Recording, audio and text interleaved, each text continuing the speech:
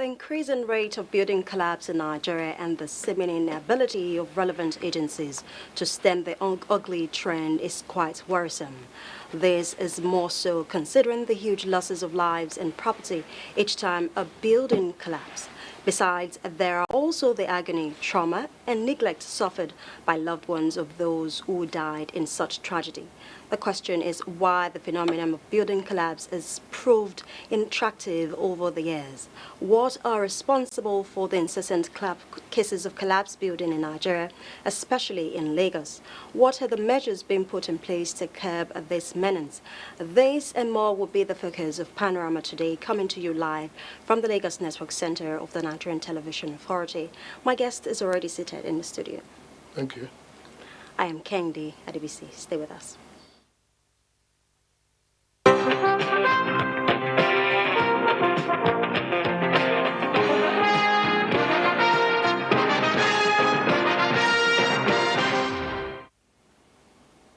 The supplementary election for Anambra governorship election in Ihiala local government area headquarters has started. Our correspondent is standing by to give us details of this.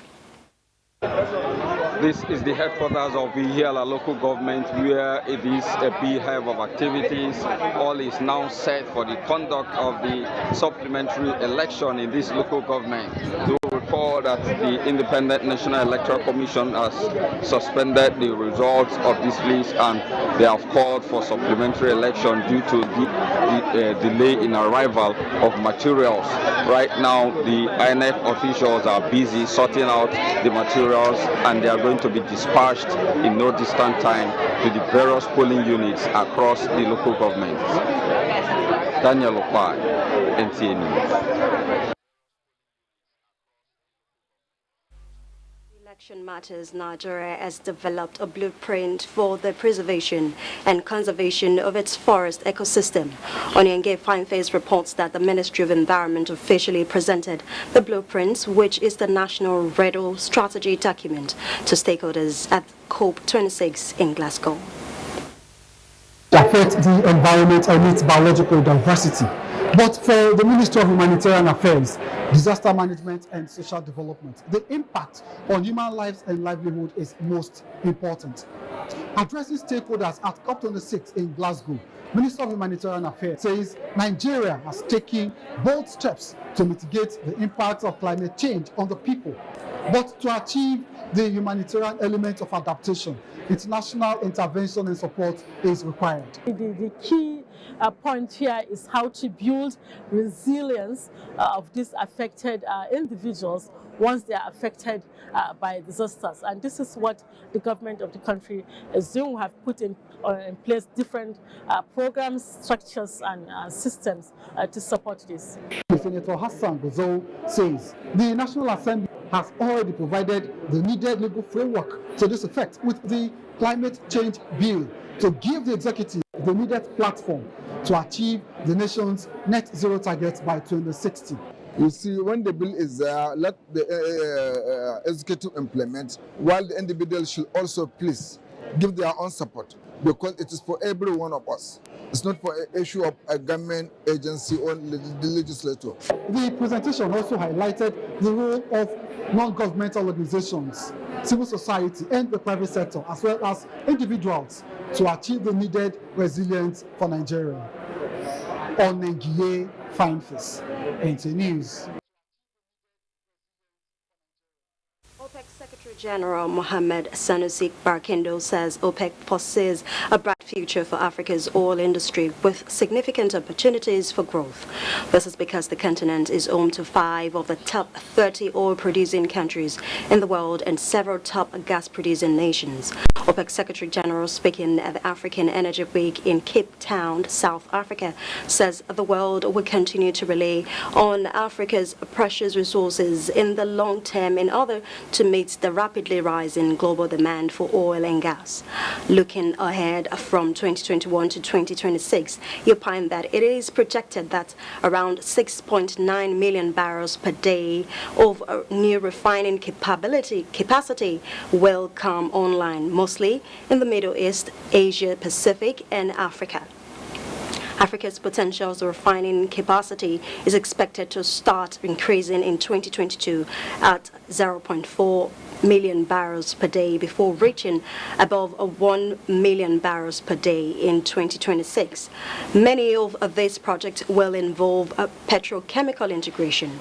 The strong bonds between OPEC and Africa, Barkindo says, reflects the critical role that the continent will play in the future of the energy industry. He commended the African Energy Chamber for pioneering the event, which promotes the vision of making energy poverty history by 2030 or World Oil Outlook 2045. OPEC flagship publication presents OPEC's medium to long-term projections for global economy and reiterates that oil and energy demand and other factors pertaining to the industry, especially looking longer terms to 2045. OPEC forecast 14 million barrel per day of capacity additions, mostly in developing countries. OPEC says wholeheartedly subscribes to the noble vision and applauded the event taking place in the hometown of late great Nelson Mandela. He reiterated that access to affordable, reliable, sustainable and modern energy is a right for all, not a privilege of the few, as enshrined by the UN in Sustainable Goal 7. OPEC believes that there is no one-size-fits-all solutions to addressing climate change. Different countries around the world having varying capabilities and diverse needs. Thus, reducing emissions should have multiple paths. The general public has been advised not to engage in panic buying of premium motor spirits, commonly known as petrol. A statement by Gaba Ben Mohammed, Group General Manager, Group Public Affairs Division, NNPC, says the NNPC has over 1.7 billion liters of petrol in stock and more product is expected to continuously arrive the country daily over the coming week and month. He reiterates that it is unnecessary to entertain any fear of scarcity of petrol through the festive season and beyond. The NNPC, the statement says, is also not aware of any plan by government to increase the pump price of petroleum.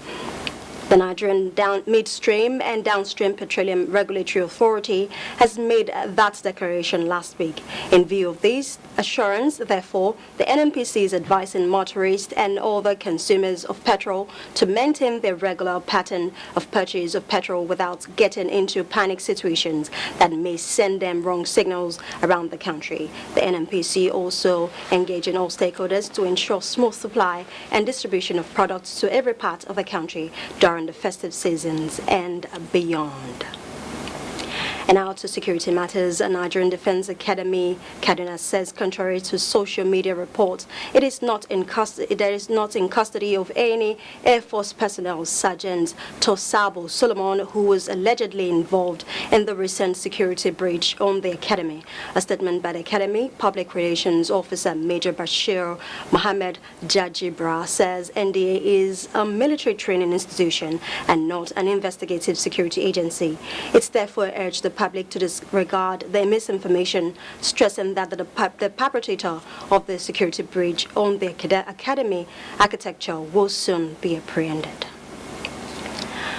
The Nigerian Upstream Petroleum Regulatory Commission says implementation of the Petroleum Industry Act (PIA) will be carried out in a way that Nigeria's economic growth and sustainability is priority.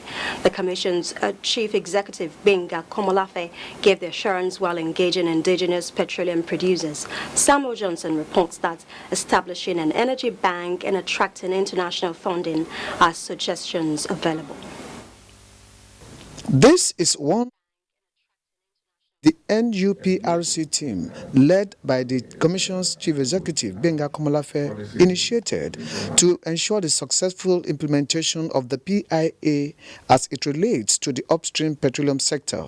Komolafe, an engineer and lawyer by training, explained that effective regulation of the industry was critical to the economic growth of Nigeria. Hence, the roundtable with stakeholders, including the Indigenous Petroleum Producers Group, It has been a very, very positive engagement, and that has given us insight into their activities, their challenges, which we have assured them we are going to incorporate as part and parcel of our policy, formulation for effective regulation as expected in the Petroleum Industry Act. Chairman of the IPPG, Abdulrazak Issa, commended the federal government for boldly implementing the PIA, noting that encouraging indigenous petroleum producers will increase the nation's revenue, boost job opportunities, and reduce wastage from gas flaring and crude theft.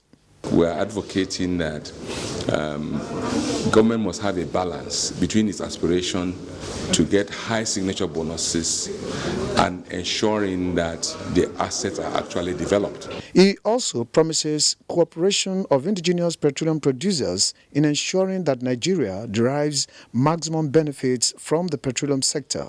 In Lagos, Samuel Johnson, NTA News. The third mainland bridge is safe for vehicular movement as no section of the joint is either vibrating or shaking. Federal Controller of Works Lagos State Olukayode Popola described news making rounds on the safety of the bridge as rumors. Abolade Salami reports. Sequel to the unverified news on the social media regarding the safety of the third mainland bridge, Federal Controller of Works took NTA News crew on a ride of the entire stretch of the bridge. To allay fears of motorists, the Controller of Works said repairs has been concluded on the bridge from Adekunle section to Adeniji Adele end. We got the news that was circulating by rumor mongers. I want to tell you that it's a fake news. We are on top of a third mainland bridge now. As I'm speaking with you, you can see that it's safe. We have driven to the end and then we came back to this point. There is no place where there is any where the bridge collapsed or where there is any vibration or is shaking. The major work still ongoing, he said, is under the water. They are carrying out the underwater repairs of the piers, the pike cap, and then the piers itself, including the shaft under the bridge. The third mainland bridge recently had major repairs conducted on it and was open to traffic in February 2021. In Lagos, Abolade Salami, NTA News. This is Panorama reaching you live from the Lagos Network Center of the NTA. We'll take a short break now. The news continues shortly. The main way coronavirus spread is when infected people sneeze and cough. Small droplets of fluid expelled by cough or sneezes are laced with viruses looking for new respiratory tracts to infect. When a sick person sneezes around someone who is healthy, the virus can land in the nose, mouth, or even the eyes, causing an infection. Symptoms can include fever, cough, shortness of breath. Symptoms may appear within 2 to 14 days. Seek medical advice if you develop symptoms and have been in close contact with a person known to have COVID-19, or if you live or have recently been in an area with ongoing spread of COVID-19. This message is brought to you by the Nigerian Television Authority, NTA, Africa's largest television network.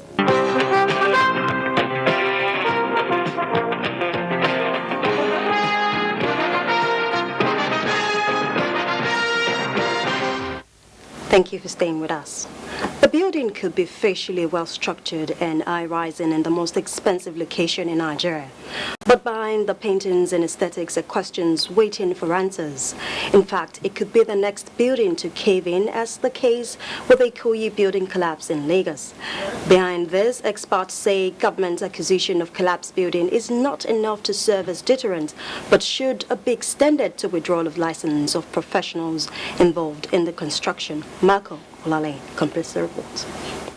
Just come in a day and tell you they want to renovate a building that is meant for demolition. The next thing they will do is that they'll remove the balconies. As you can see, they'll remove only the balconies and beautify it. But the foundations and everything inside it is weak.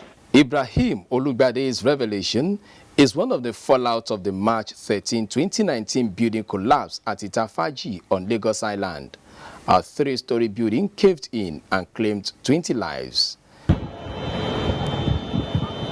Fast forward to 1st of November 2021, another building collapsed in Ikoyi, claiming lives with unspecified number of people still trapped within. But why this development has continued to agitate the minds of the people is the magnitude of building layers involved. Some say the 21-story building is the tallest to cave in the history of building collapse in Nigeria. But to professionals, the big question revolves around the technicalities and professional handling involved during construction. The building was built on a 230 mm column. The size of a column that you use when you're building, a few stories, first floor, second floor. You understand what I'm saying? And if you take that all the way to, if that is true, and you take that all the way to the 21st story building, is a disaster waiting to happen. With many hurdles crossed in terms of injecting professionalism in the construction of buildings in Nigeria, there are still concerns on cutting corners, poor supervision, and not adhering to the rules of the game. When the client is going against the design and the set standards, you as a professional have a right to advise him. He also has a right to accept your advice or reject it. But once he rejects your advice, I think the best thing to do is to, leave the job. In Lagos, Michael Olale, NTA News. Joining me live in the studio to discuss further on this topic is Mr. Ayola Onojide, President Association of Consulting Architects of Nigeria, and he's also a fellow Nigerian Institute of Architects. You're welcome, sir. Thank you very much. All right, sir. You've seen that report, and yes. I'm sure you've been following the trend of things happening in Lagos for over a week now. Yes. How worrisome is this situation? It is worrisome. It is worrisome because this is the second time in about 5 years that we've lost lives of this scale. Remember a few years ago, I think in 2016, there was a problem in Kate Lekki where a 4-story building collapsed in this way. 36 people died. Government prosecuted the developer, and I think at the end of the day, the matter ended up in court.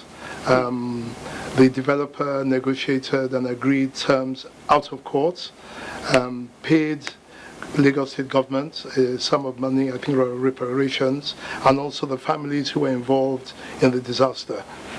So it's happened again. With the building, I think in Otta, that collapsed. It's happening all the time. As we speak, if you go to places like Akoka, where the soil is very poor, you've got pits in there, you can see buildings are sinking. There's structural problems due to the fact that the soil is not very good, and whoever designed those buildings haven't looked at the entire sites. So this is a recurring problem that we're having. Right. Some people say that what happened at Ikoyi could have been avoided. What would you say as some of the factors responsible for these and all the building collapses that we've had in Nigeria? Leaving out, we'll talk about poor materials, and I'm sure there are other factors also responsible as well. Mistakes do happen, but what you do as a professional, there are two sides to this story. There's the developer who is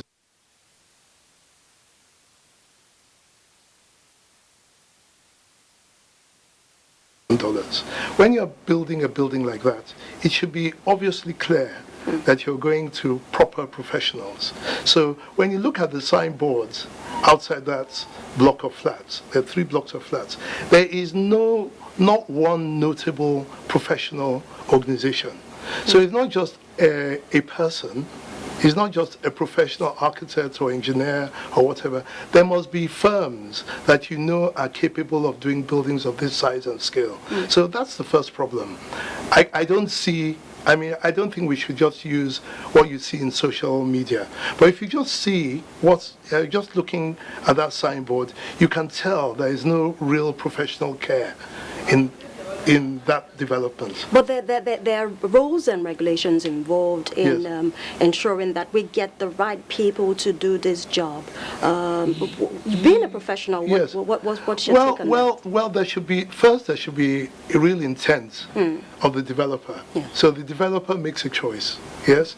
The next level is the level of the governments and the regulatory bodies, or I shouldn't say the control bodies, the building control body. The building control agency's duty is to make sure that every development that has been done is done according to the laws of the country. So you must have a proper architect, a proper engineer.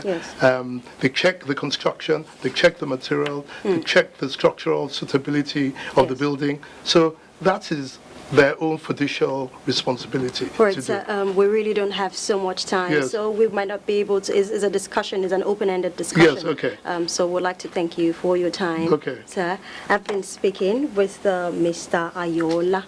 Thank you very much for your time. Thank you very much. All right, moving on now, Nigerian communications Communication has again reaffirmed that the deployment of 5G generation network is safe for human health. The executive vice chairman of the commission gave this assurance while defending the commission's budget of year 2022 before the Joint National Assembly Committee on Communication. Oh, well, we'll be taking that story later. The daily update in cases of COVID-19 by the Nigeria Center for Disease Control as at the 8th of November 2021 shows that there are now 52 new cases from 9 states of the Federation, bringing the total number of confirmed cases to 221,765. The breakdown indicates that Cross River topped the list with 13 cases, Lagos 12, Enugu 8, Plateau 7, Rivers 5, FCT 3, Bauchi 2, while Abia and Kano had 1 case each. So far, there are 204,261 discharged cases, while 2,906 deaths have been recorded across the country. Up next is Sports Update. The Weightlifting Federation of Nigeria says modalities have been put in place to feature at the 2021 World Weightlifting Championship scheduled for 7th to 17th of December 2021.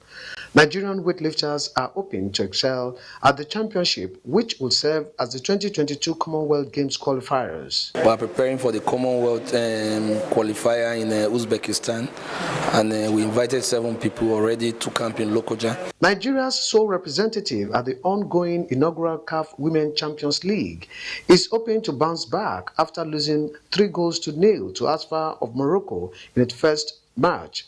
Rivers Angels will take on Mamelodi Sundowns of South African ladies in its second game on Tuesday at the championship taking place in Egypt. As it concerns the players' mistakes, it happens to any team.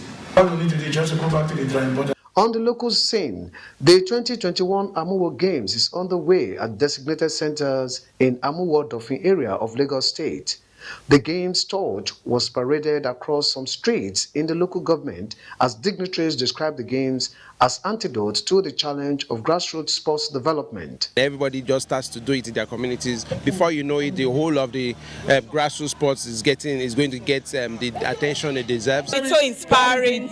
It's really emancipating for the young people. In volleyball, stakeholders have called for more competitions as ways to keep players in good shape ahead of major tournaments.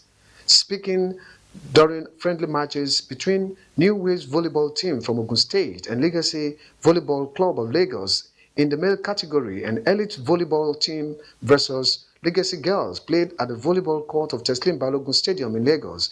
The chairman of Legacy Volleyball said regular interstate friendlies among clubs would help popularize the game. We need to continue to exchange programs, have teams come to play each other regularly. It's beyond playing volleyball alone. We are after their schooling thing, then playing professional volleyball outside the country. With sports updates, Samuel Johnson, NTA News. And that's all on Panorama today. Many thanks for watching. I am Kendi at ABC.